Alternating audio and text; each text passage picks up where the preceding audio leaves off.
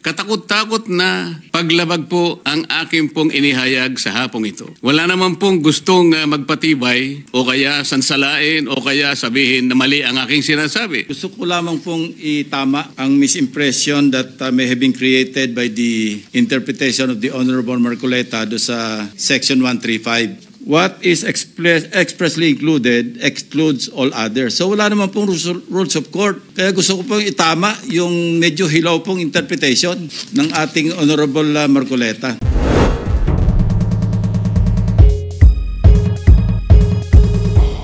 Thank you, Mr. President. Next to interpolate, Mr. President, is the distinguished gentleman from Pampanga, but the gentleman from Pampanga is yielding the floor to our Deputy Minority Leader. Yes, what is the pleasure of the Honorable Ontiveros? Thank you, Mr. President, and to the good gentleman from Pampanga. Gusto ko lang pong bigyan ng point of information, sagot dun sa tanong ng good gentleman mula sa Tarlac, that in fact, the Supreme Court has reversed a unanimous decision in a lot of instances before. Dalawa lang po ang ibibigay kong halimbawa. League of Cities of the Philippines versus COMELEC. Original decision, 2008. Reversal on motion for reconsideration, 2009.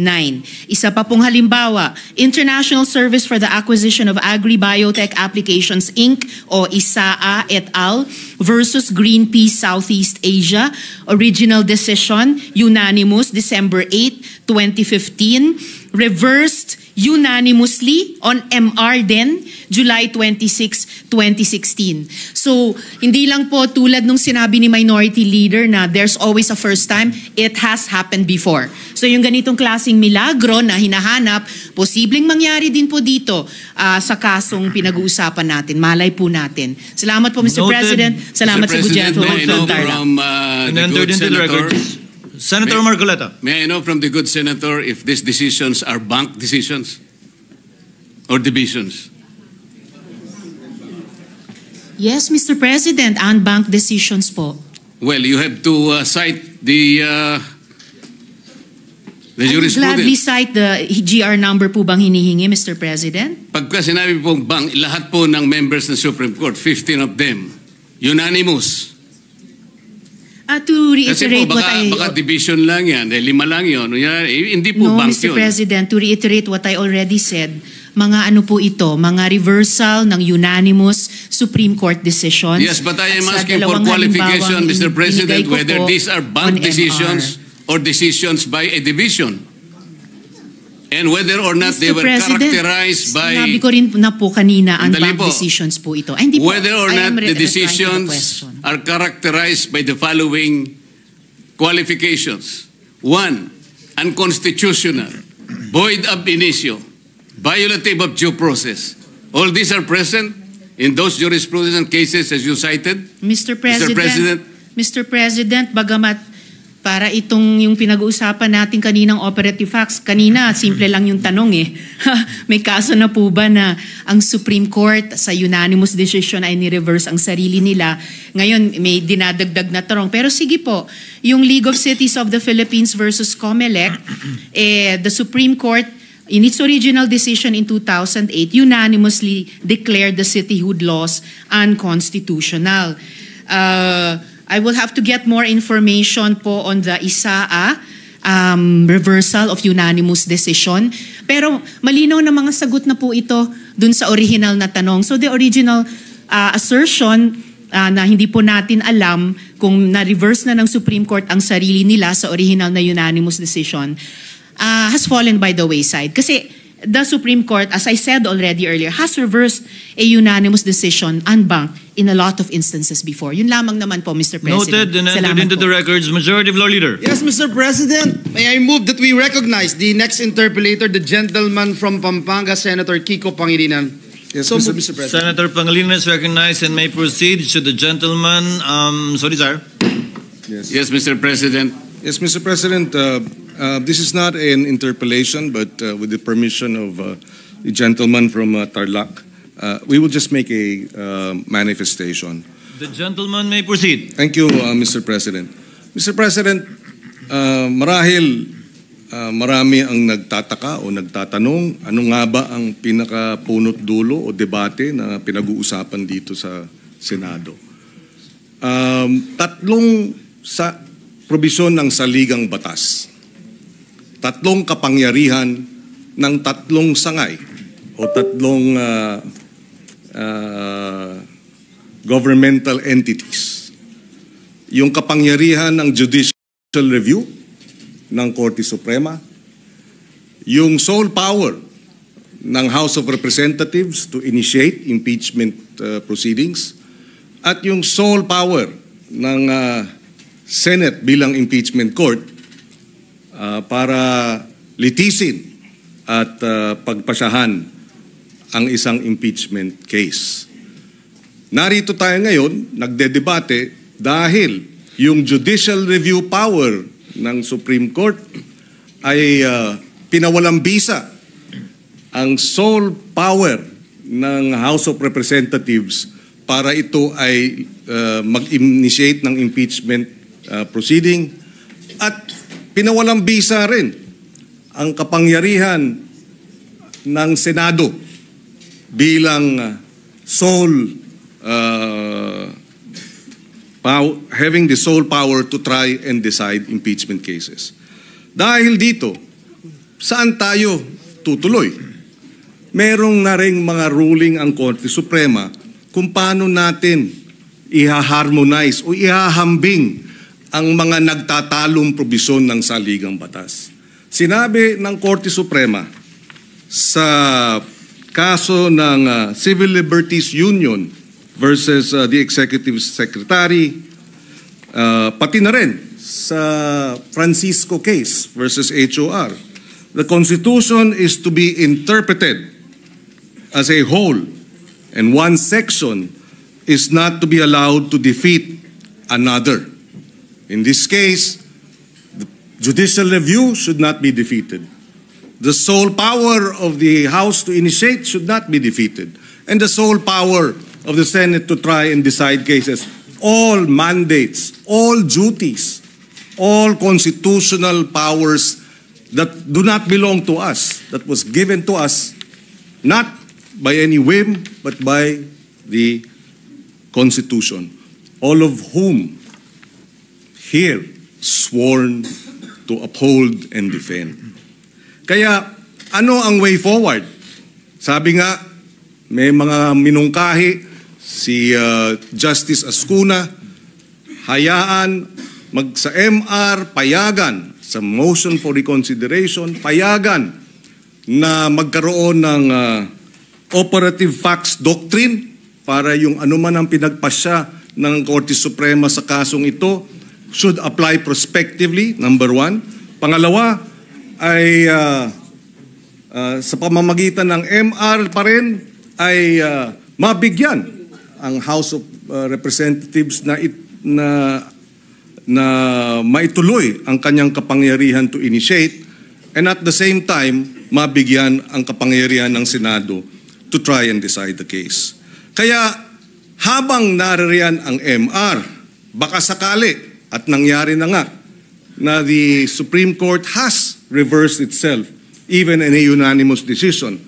But even assuming it does not reverse itself in this case, the Supreme Court may modify its ruling. And therefore, if it modifies the ruling, assuming that it modifies but does not reverse itself, should we not await the resolution of the motion for reconsideration before we vote? Today, we hold it in abeyance or we table it. Mr. President, if I may add, the SC, the Supreme Court, hindi niya binanggit. Binanggit niya nawalan ng jurisdiction ang Senate Impeachment Court. Pero ang ibig sabihin nun ay pinawalang bisa, ginawang void ab initio ang mga kilos at pasya ng Impeachment Court. The convening of the Impeachment Court was voided. The majority decision to remand the complaint to the HOR was voided. the summons by the impeachment court were all voided, which brings us to the question, who now is deciding the impeachment case? Now that all the decisions of the impeachment court have been voided. It's a tricky question, Mr. President. But if I were to be an impeachment court judge, I would argue that we have to, in the MR, in the motion for reconsideration, intervene and uphold the impeachment court's exclusive power to try and decide the case. Why? Because it is the constitutional duty to do so. It is the order of the Constitution. We are not defying the judicial review powers. We are upholding the sole power of the Senate to try and decide impeachment cases. But, having said that, sabi nga, it is our view, and this is shared precisely by former Supreme Court Chief Justice Panganiban, former Chief Justice Puno, former Constitutional Commissioner and Justice Ascuna. They have seen, or they have read their decision, and they too have said that the Supreme Court erred on a matter of facts. And if the Supreme Court erred on a matter of facts, how can you be right with the law if you are wrong with the facts? And if you are not right with the law, why will the impeachment court and the Senate, for that matter, decide on the matter today? Why not wait for the motion for reconsideration? Siguro naman, hindi natin binabangga ang Supreme Court. Hindi natin binabangga rin ang House of Representatives dahil meron ding prinsipyo ng parliamentary courtesy. Meron ding prinsipyo na kinakailangan natin bigyan ng respeto ang co-equal. We are a co-equal to the House of Representatives. Ano na lang ang magiging repercussion na ito ang House of Representatives nag-file ng motion for reconsideration, hinihiling nila sa Supreme Court na baguhin ang ilang mga findings of facts, baguhin ang kanilang naging desisyon, habang pinangunahan ng Senado ang House of Representatives at sinabi, wala kaming pakialam sa inyong motion for reconsideration, i-dismiss namin ang kasong ito. I think out of courtesy for a co-equal, we should respect the House of Representatives. In the same way, if the Senate would, at a future time, file a case before the Supreme Court and seeks a motion for reconsideration in a matter that involves the House, we would like to think that the House will not act to have the case dismissed pending the MR out of respect for a co-equal. Sana pag-aralan natin ng husto ang pagpasya ngayong hapon. Sabi ko nga, the findings of grave abuse by the Supreme Court, thereby removing or taking away from us the jurisdiction, na wala tayong jurisdiction, that jurisdiction was not acquired on the basis of facts that are flawed, where then is the grave abuse? I don't know what the ruling will be. Perhaps they will say, yes, there was no grave abuse of discretion on the part of the House because of the 1-year bar, which was not actually the fourth complaint was not barred. I don't know. But whatever it is, hintayin na lang naman sana natin. Respetuhin naman natin ang ating co-equal. Why the convening of the impeachment court is the way to go? Dahil pag tayo ay bumoto ngayong hapon o ngayong gabi na i-dismiss ito, aksyonan ang impeachment complaint, We will be acting beyond, without legal authority dahil wala naman sa atin yung impeachment complaint. Wala namang kapangyarihan ang Senado in plenary, ultra vires, without legal authority, ang magiging desisyon natin. One final point. In the Corona impeachment trial, nang himasok, nag-TRO ang Supreme Court para sa mga bank accounts. Ano ang ginawa ng Senate Impeachment Court? Bumoto 13-10 para respetuhin ang Korte Suprema. I did not vote in favor of the TRO or respecting the TRO. But the Senate, as an impeachment court, voted and we respected it. Because it was the Senate Impeachment Court that decided. It was not the Senate. It was the Senate Impeachment Court that, seeing perhaps that we needed to harmonize the power of judicial review, the power of the Senate as an impeachment court, to have the sole power rather to try and decide cases, seeing that the Senate Impeachment Court decided to harmonize the conflicting provisions of the Constitution. I think we should, as a Senate Impeachment Court, do the same. Kung ipagbobotohan na respetuhin ng Korte Suprema para walang constitutional crisis, so be it. But it ought to be the Senate Impeachment Court that asserts its sole power to try and decide impeachment cases. Yun na lamang po, and I associate myself with the motion of the minority leader that we lay on the table the matter of the impeachment case and action. Just a point of information, for the record and for the information of the body. Chair confirms the manifestation earlier of Senator Cayetano with respect to Section 4, Rule 39 of the Rules of Court that says that decisions of the court are not immediately executory unless the decision says so.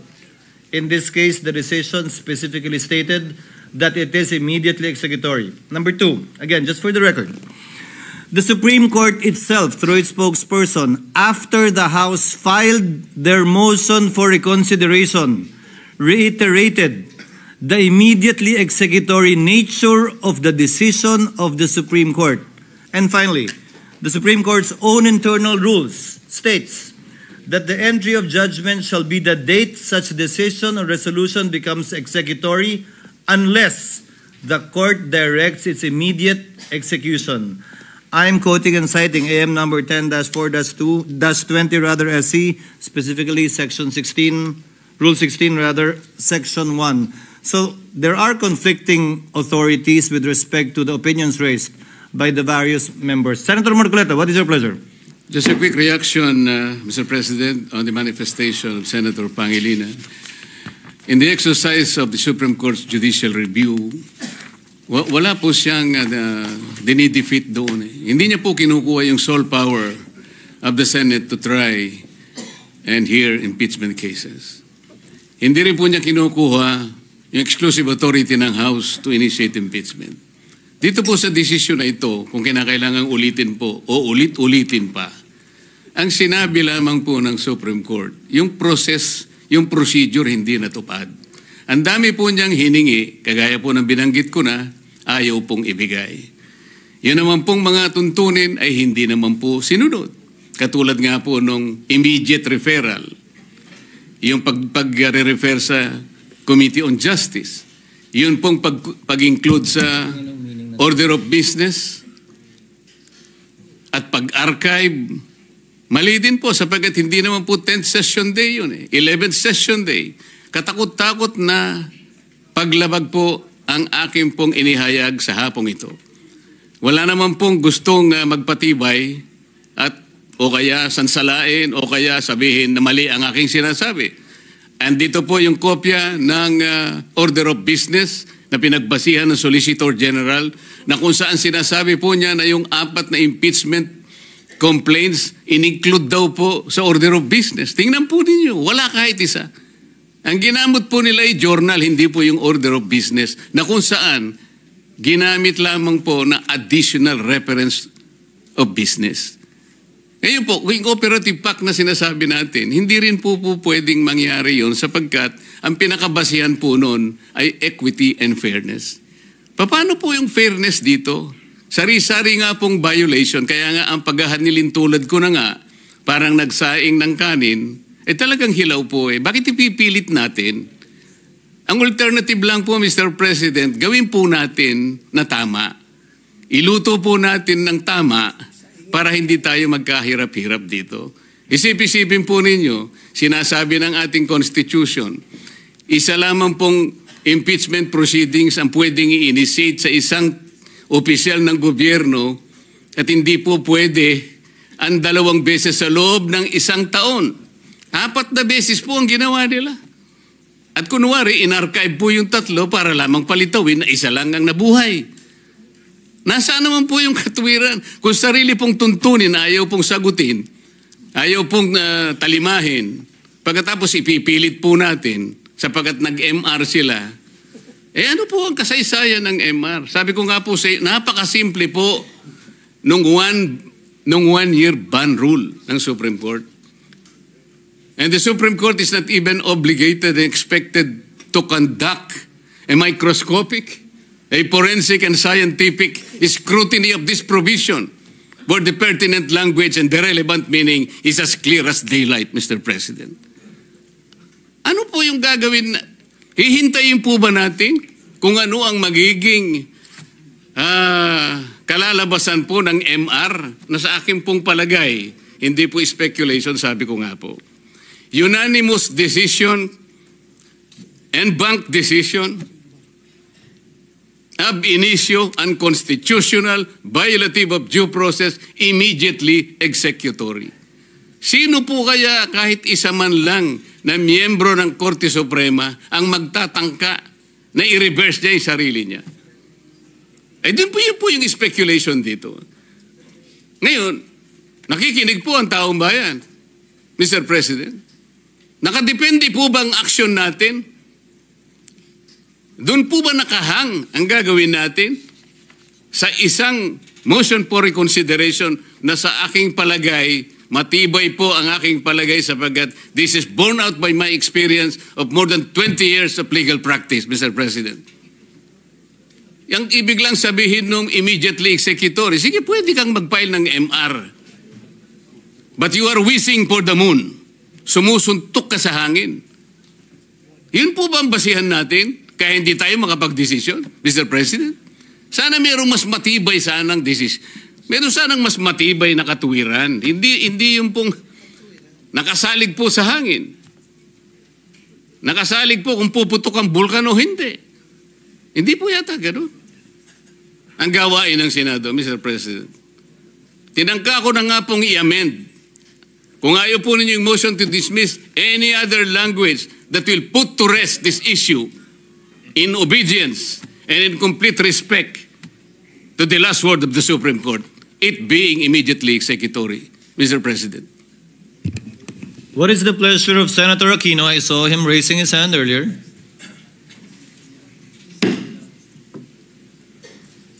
Senator Aquino seems to be yielding to Senator... Yes, Mr. President, may we recognize Senator Lacson, Mr. President?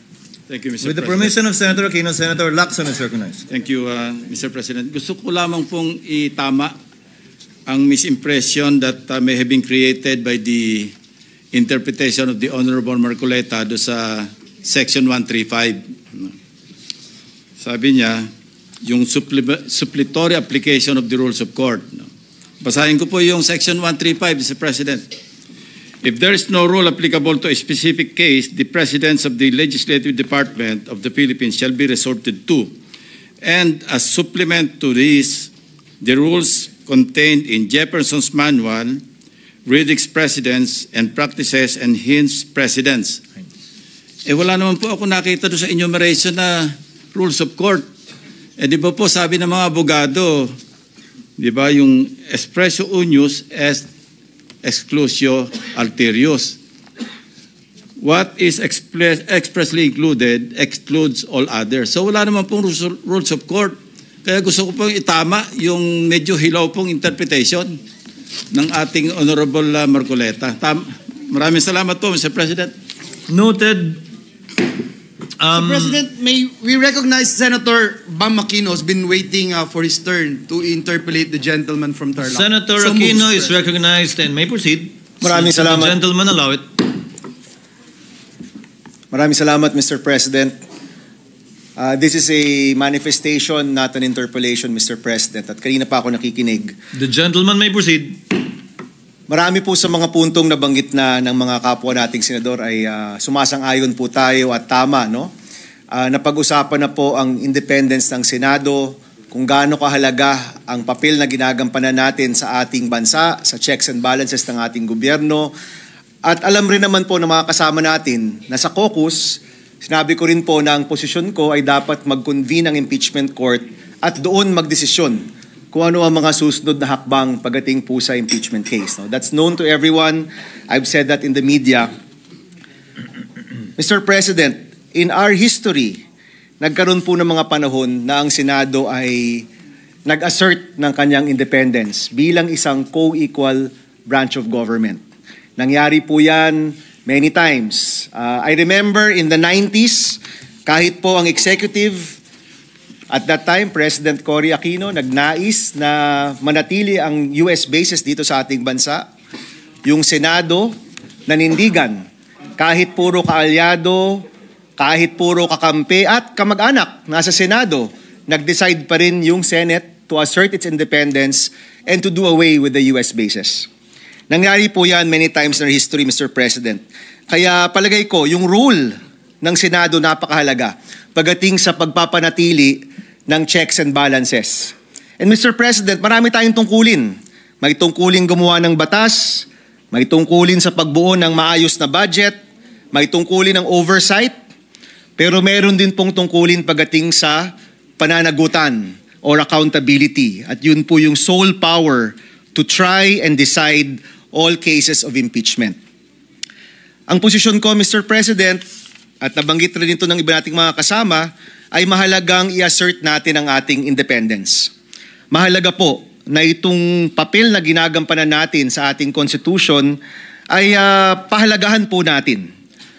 Mahalaga po na manatili ang independence ng ating Senado bilang isang co-equal branch of government.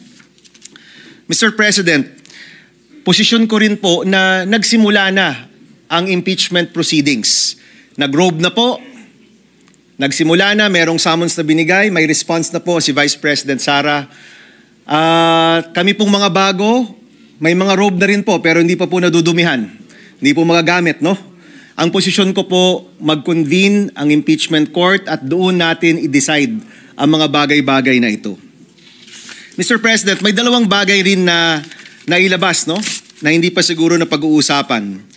Let me read, Mr. President, Article 9, Section 3 of our Constitution, Accountability of Public Officers. In case the verified complaint or resolution of impeachment is filed by at least 1/3 of all members of the House, the same shall constitute the articles of impeachment and trial by the Senate shall forthwith proceed. Wala pong dagdag po dito.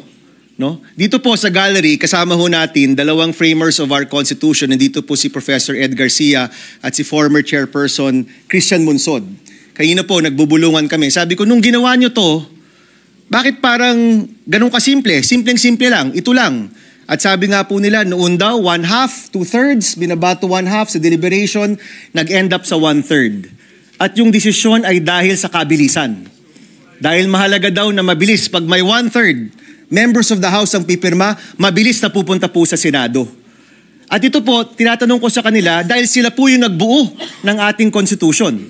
You know, many times, Mr. President, umiikot tayo sa ating bansa. I-bring up ko lang po yung free college law. No? Marami ko sa atin dito nagtulungan para sa batas na yan. Meron kaming nakausap na eskwelahan. Ini-explain sa akin yung opt-out provision. Kung paano sila nag-charge ng mga estudyante dahil sa opt-out provision. At sabi ko sa kanila, mali. Mali ang interpretasyon ninyo. Yung interpretasyon ninyo, wala yan sa aming intensyon. Ang intensyon po namin, libre ang kolehiyo sa mga kabataan. At nung nag-argumento po sa akin, ang sabi ko, mas alam ko yan kasi ako ang nagbuo ng batas na yan. Mas alam namin yan dahil kami ang nagsulat ng provision na yan. In the same sense, Mr. President, the framers of our Constitution, mas alam po nila. Mas alam nila kung ano yung intent ng ating Constitution. Wala pong labis, walang dagdag. Many times, Mr. President, tinatanong tayo, usually pag campaign time to, tinatanong kami, Mr. Senator, hindi ba dapat merong educational attainment requirement yung pagiging senador? At sinasabi ko po lagi, wala, kasi wala po yan sa ating konstitusyon. Wala pong dinagdag, wag tayong magdagdag nang wala pong nakasaad po dyan. So gaya po niya, binabanggit ko lang po dito dahil na pag-uusapan, may mga dinagdag na mga procedure. Alam ko po, siguro, tama po ang sinasabi ni Senator Marcoleta, baka maganda naman ang intensyon ng Supreme Court. Pero aminin na po natin, wala po yung ibang mga bagay dyan dito po sa ating konstitusyon. Pangalawang punto, ito po hindi rin po napag-uusapan pa. Nabanggit po dito, wag na tayong lumaban kasi matatalo rin naman tayo. No?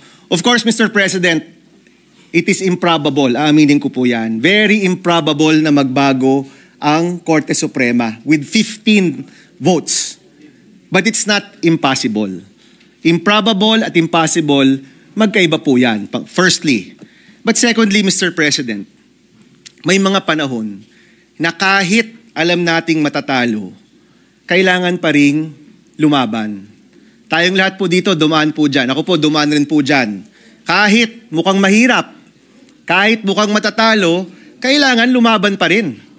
Tumayo tayo sa sarili nating paa, mag-assert tayo ng ating independence, ipahiwatig natin yung ating saloobin bilang isang grupo, ipakita ho natin na co-equal branch of government tayo, na meron tayong punto de vista, at kahit matatalo, kahit sa kaduluduluan ng lahat, rerespetuhan rin naman natin ang Supreme Court, mahalaga na mailagay pa rin kung ano ang nasa saloobin ng ating grupo. Mahalaga pa rin na malagay natin kung ano talaga ang posisyon ng Senado pagdating sa ating independent nature and being the sole authority to try and decide impeachment cases, kahit po matatalo. So para sa akin po, hindi katanggap-tanggap ang posisyon na dahil matatalo rin tayo, huwag na tayong lumaban. Paminsan-minsan po mahalaga na ilagay naman natin ang ating posisyon kahit alam po natin na hindi pabor sa atin ang mga bagay-bagay. Thank you, Mr. President, and we'd like to thank Senator Marcoleta for his time. Thank you, Senator Aquino. Noted and entered into the records. Senator Marcoleta. Mr. President, I thank Senator Bam for his manifestation. Totoo nga po na yung binasa niya sa Article 11, Section 3, Paragraph 4, na sinasabi nga naman, in case the verified complaint or resolution of impeachment is filed by at least 1/3 of all the members of the House, the same shall constitute the articles of impeachment and trial by the Senate shall forthwith proceed. Ngunit, Mr. President, this cannot be applied in isolation of Paragraph 8 na nandito rin po sa the same Section 3, Article 11. Ang sinasabi po sa Paragraph 8, the Congress shall promulgate its rules on impeachment to effectively carry out the purpose of this section. Kaya po ang sinusunod ng House dapat yung rules of procedures in impeachment proceedings. Pero kagaya nga po na sinabi ko, imbes na sundin po nila, sila po yung gumawa nun eh.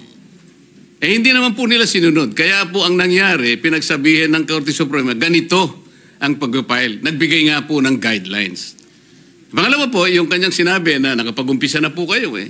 Kanina po kinwalify ko yun before I proceeded in my speech. Sabi ko po, the initial proceedings conducted by the Senate of the 19th Congress were not formally carried over into the Senate of the 20th Congress. Wala po talaga eh. I cannot recall, sabi ko nga, and there is no action taken by this chamber, Mr. President, sapagkat ang alam ko, all these proceedings were already deemed terminated at the expiration of the 19th Congress at noon of June 30, 2025. And they cannot be miraculously bring forth to life in this Congress where both of us now belong, because this Congress is of different composition. Yun lamang po ang qualification doon, Mr. President. Quick rejoinder, Mr. President. Senator Aquino is recognized. Yes, Mr. President.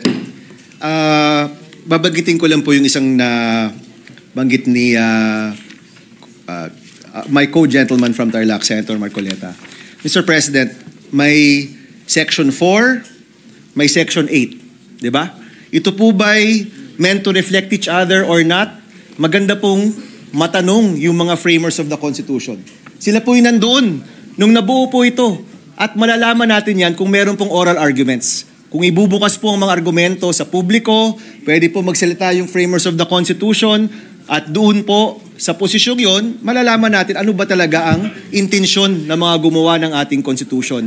And Mr. President, pwede pong mangyari yon if we are able to table this matter and allow for these oral arguments to happen. Mr. President, hindi po ba maganda rin kung ang Senado mismo magsama-sama at magsabi sa Supreme Court, baka magandang magkaroon ng oral arguments dito po sa kasong ito. Yun lang po, Mr. President. Thank you.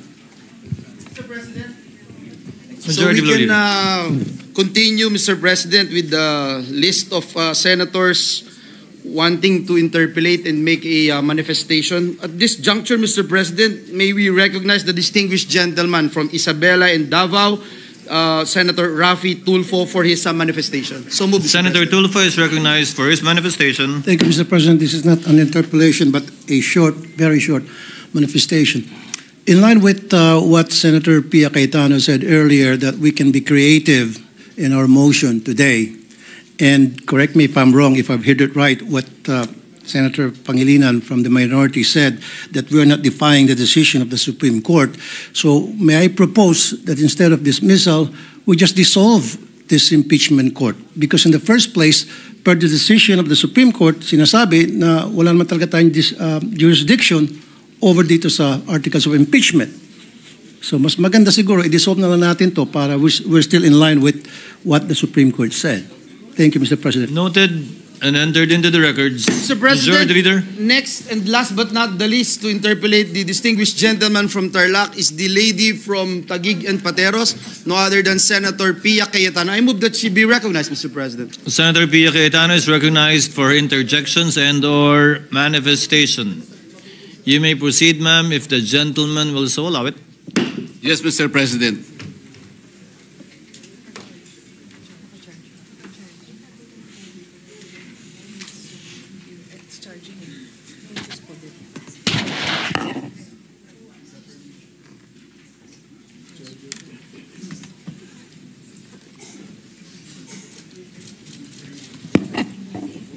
Thank you, Mr. President. With the permission of the proponent, Senator Marcoleta, I would like to Yes, Mr. President.